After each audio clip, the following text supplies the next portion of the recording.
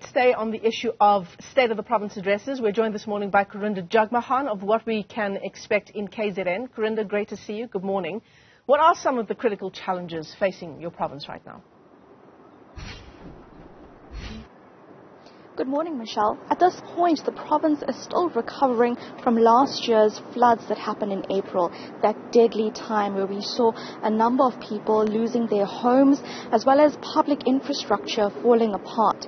Now, the flood victims have been moved to temporary housing units over the past year.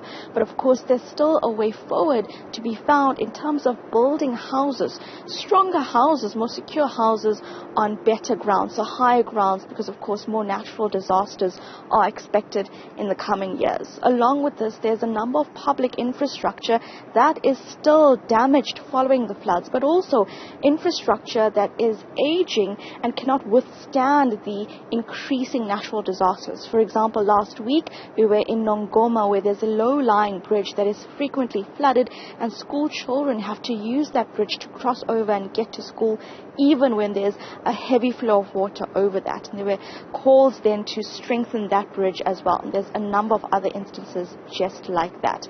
Speaking of natural disasters, there were reports recently that KZN's Disaster Management Center is seriously incapacitated. There are 17 out of 35 posts there that remain vacant, and along with that, 13 of those are critical posts. These allegations from some opposition parties, so we do expect the Premier to touch on the province's preparedness for such situations to come, because of course what happened in April was sudden and it needed a countrywide intervention in terms of the state of disaster and state of emergency call.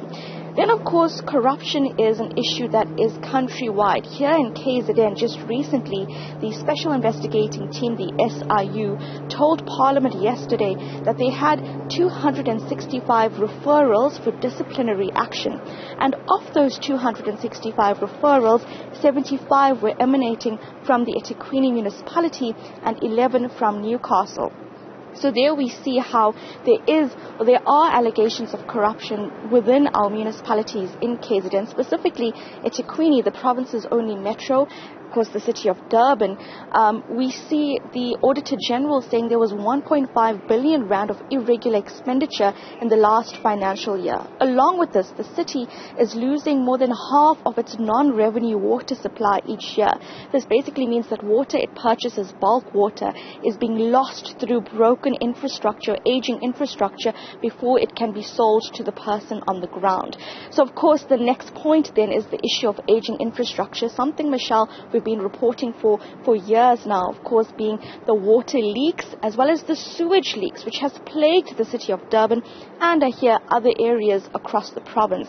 In Durban, especially during December, there were concerns about how mass sewage is leaking into rivers because of broken infrastructure and ultimately into the ocean. And that is still happening.